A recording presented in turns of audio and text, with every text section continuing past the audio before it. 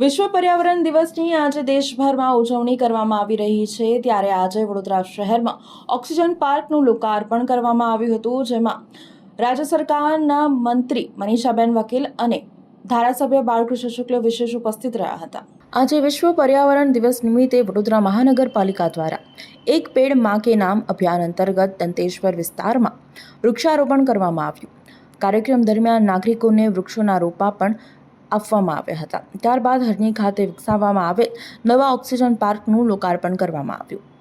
પર્યાવરણ સંરક્ષણ અને હરિયાળી વધારવાના સંદેશ સાથે આયોજિત આ કાર્યક્રમમાં મોટી સંખ્યામાં અધિકારીઓ, નેતાઓ અને નાગરિકો જોડાયા હતા। આ કાર્યક્રમમાં રાજ્ય સરકારના મહિલા અને બાળ વિકાસ મંત્રી મનીષાબેન વકીલ, રાવપુરાના ધારાસભ્ય તથા મુખ્ય દંડક Balkrishna Shukla, mayor Gitaben Makwana, deputy mayor Aditya Patel, municipal commissioner Arun Mahesh Babu સહિતના હોદ્દેદારો અને કાઉન્સિલરો ઉપસ્થિત રહ્યા હતા। આપણે 17% ટ્રી કવરમાં અત્યારે છે અને અમારું મિશન આપણે 21% ગ્રીન કવર લાવવા માટે અમે અત્યારે પ્રયત્નશીલ છે। આના ભાગરૂપમાં મિશન 2 મિલિયન ટ્રીઝ અત્યારે સ્કીમ ચાલી રહ્યા છે, જેમાં આપણે 1 million trees last time plantation કર્યા હતા। હવે એની જાળવણી અને નિભાવણીનું કામ ચાલી રહ્યા છે। આ વખતે પણ મિશન મિલિયન ટ્રીઝમાંથી 10 લાખ વાવેતર અમે કરવાના છે અને એના પણ નેક્સ્ટ ફેઝમાં લઈ જવાના છે।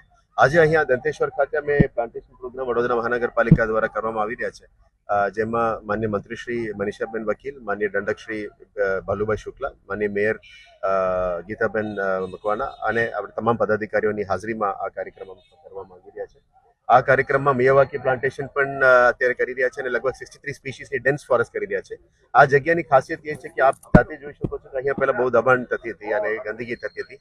આ દબાણો દૂર કરીને, ગંદકી દૂર કરીને અમે પ્લાન્ટેશન કરવા માંગીએ છીએ, લોકો માટે વોકિંગ પાર્ક બનાવવા માંગીએ છીએ અને આ પ્લાન્ટેશન સ્પીસીસને ધ્યાને લેતા અમે આવનારા દિવસમાં આવા ગાર્ડન વેરેબલ પોઈન્ટ્સ તમામને સિટીમાં કન્વર્ટ કરવા માંગીએ છીએ, જેથી કરીને એન્ક્રોચમેન્ટ ફ્રી સિટી થાય અને ગાર્ડન વધારે હરિયાળી પણ અહીંયા વધે। આજે પર્યાવરણ દિવસ નિમિત્તે દંતેશ્વર એપીએસની બાજુમાં આવેલા જગ્યામાં સૂચિત લિનિયર પાર્ક બનાવવાનું આયોજન કરવામાં આવ્યું છે। આ પાર્ક આશરે 3700 ચોરસ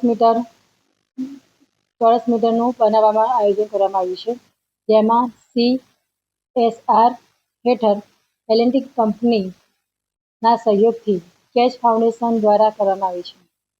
3 વર્ષ સુધી આ સંસ્થા નિભાવશે। 3 વર્ષ સુધી આ સંસ્થા તેની નિભાવણી કરશે। 63 જાતના વિવિધ વૃક્ષો, 15,500 છોડવા વાવવામાં આવશે। આ જગ્યાએ રમતગમતના સાધનો લગાવવામાં આવશે।